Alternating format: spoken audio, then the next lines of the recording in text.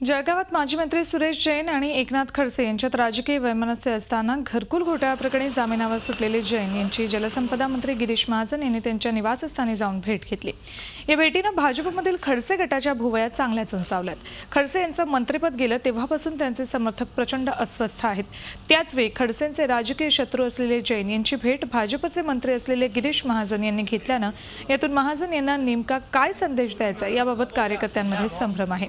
विशेष म्हणजे गिरीश महाजन यांनी भेट दिली त्यावेळी शिवसेनेचे उपनेते सहकार राज्यमंत्री गुलाबराव पाटील हेही महाजन यांच्यासोबत होते।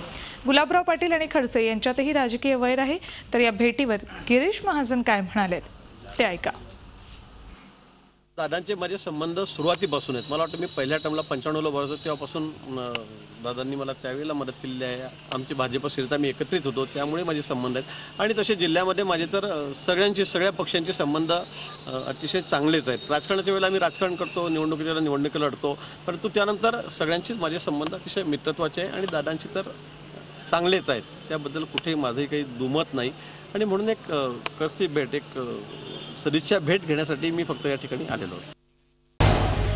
झी 24 तास रहा एक पाऊल पुढे।